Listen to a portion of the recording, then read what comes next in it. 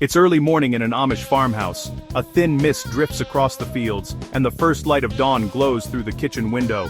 Inside, a woman in a bonnet pours a bucket of cold well water into a black iron kettle.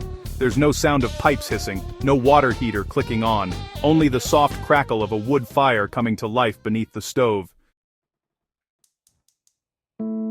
Within minutes, steam begins to rise, filling the room with warmth. This is how the Amish heat their water. No gas, no electricity, just simple ingenuity and time-tested design. In today's video, we'll step inside a traditional Amish home to see how families manage something most of us take for granted: hot water, for washing, cleaning, and bathing, all without modern energy. For most of us, hot water is instant. We twist a knob and wait seconds. For the Amish, it's a process that requires patience, planning, and care. But it works every single day. Hot water isn't just for comfort, it's essential for cleanliness, hygiene, and food safety. The Amish know that life on the farm gets messy, from milking cows to kneading dough and tending gardens, so warm water is part of every household rhythm. And yet, they've mastered a way to heat all the water they need, without flipping a single switch. Step 1. The heart of the system, the wood stove. Every Amish kitchen has a centerpiece, the wood-burning cook stove. It's not just for baking bread or simmering stew, it's also the main source of heat for water. The stove's design is brilliantly simple. Along one side sits a built-in or adjacent water reservoir, usually a metal tank that holds anywhere from 10 to 20 gallons. As the stove burns wood, the heat travels through metal flues, wrapping around the water tank. Over the course of an hour, that water becomes piping hot, ready for dishes, laundry, or even a full bath. No buttons, no thermostat, just fire, metal, and gravity. The beauty of this system is that it multitasks. While the family cooks meals or warms the home, it also heats the day's water supply. Nothing is wasted. Step 2. The gravity-fed water tank. In many Amish homes, the water system begins outside, at the well. Since there's no electric pump, water is drawn manually using a hand pump or a windmill-powered system. From there, it's stored in an elevated tank, often placed in a small shed, attic, or outdoor platform.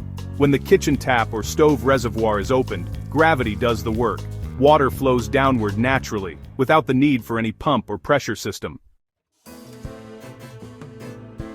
These tanks are sometimes heated indirectly by routing water through metal pipes that run behind or inside the stove's firebox, a method known as a gravity-fed water jacket system. It's a quiet marvel of low-tech engineering. Water circulates passively as it warms, then returns to the tank, creating a steady cycle of naturally heated water. Step 3. The Bathhouse Boiler. You know, not all Amish homes have indoor bathrooms, especially in those older or more traditional communities. Instead, many folks use a separate bathhouse. It's a small wooden building situated near the main home. Inside, you'll find a wood-fired boiler or a large iron kettle. So, here's how it works. Water is carried all the way from the well to the bathhouse, and then poured into the kettle or boiler. There's a small firebox underneath that burns wood or coal, and it slowly heats the water to just the right temperature. Once it's hot, well, the water is then poured into galvanized steel tubs. These are large enough for family baths, washing clothes, or even scrubbing tools. On those cold winter nights, this little bathhouse becomes a real sanctuary of warmth. The glow of the fire, the scent of wood smoke, and the sound of boiling water just fill the air. It's not instant, but it sure is steady, dependable, and, oh, deeply satisfying. Step 4. The iron kettle tradition. For smaller tasks, like washing dishes, baking, or cleaning, Amish families often rely on iron kettles and enamel pots. These heavy vessels, you know, can last for generations.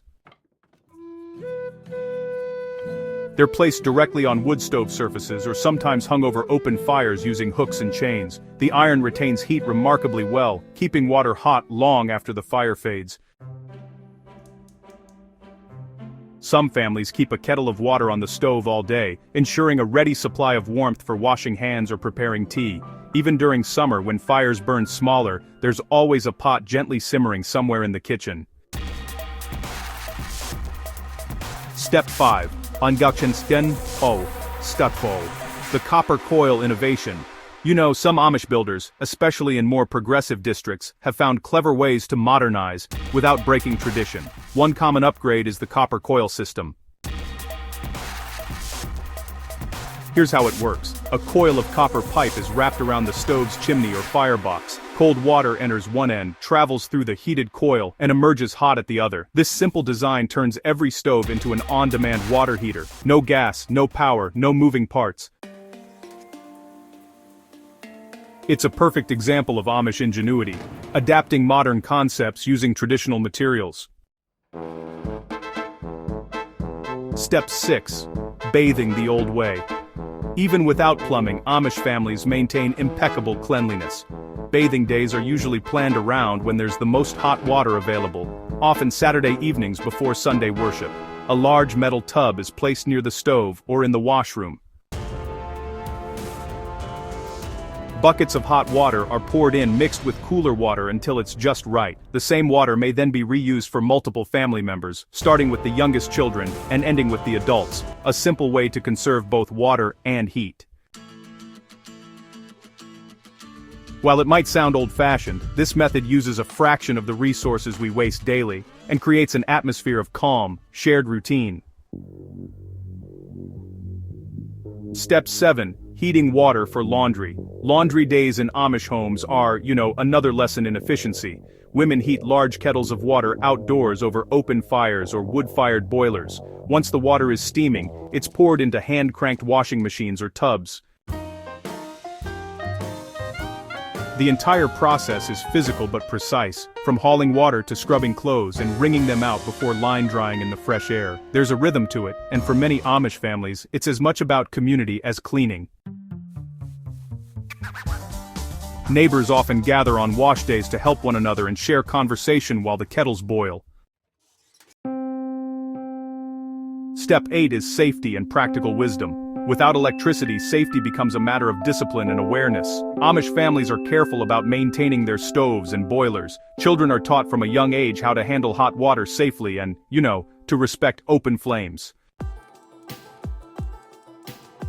Most homes also keep cast iron lids, water dippers, and insulated mitts close at hand. Accidents are rare, not because they have special tools, but because they live by habit and attentiveness. It's a reminder that real safety doesn't come from warning labels. It comes from awareness and respect for the work itself.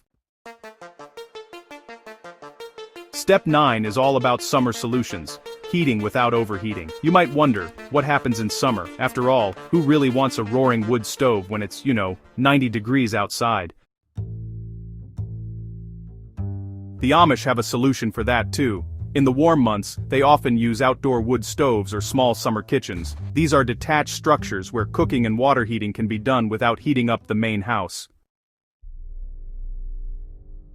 Some even use solar heat boxes or reflectors, just simple mirrored panels that concentrate sunlight to warm water in black-painted containers. No waste, no discomfort, just seasonal adaptation perfected over generations.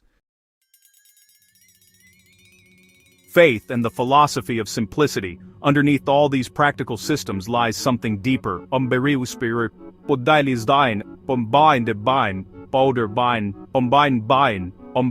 belief that simplicity brings peace. For the Amish, every task, even heating water, is part of spiritual discipline. It teaches patience, gratitude, and humility. When you heat water by hand, you notice the small things, the smell of wood smoke, the rhythm of fire, the effort behind every warm drop. That mindfulness turns a daily chore into a kind of meditation, a quiet reminder that what's slow and steady often lasts the longest. In a world obsessed with instant everything, the Amish show us a quieter kind of progress, one that values resourcefulness over speed. Their methods work not just because they're traditional, but because they're sustainable. By using renewable fuel recycling heat and relying on gravity instead of power, they've created a self-sufficient system that would keep working even if the grid went dark tomorrow. It's a way of living that's both humble and, honestly, incredibly intelligent. And it offers Lacranes any water year. Shaker with the bar nutstant from Armand and Gaibang. As the day winds down, the last of the evening light flickers through the farmhouse window, the fire in the wood stove burns low, and the kettle still steams softly. Outside, the world is quiet. Inside, the family prepares for the night. Dishes washed, clothes cleaned, and hands warmed by the same water they heated themselves. It's simple, it's steady, and, well, it's proof that life without modern conveniences can still be full of warmth, in every sense of the word. That's how the Amish heat water. No gas, no electricity, just the wisdom of generations.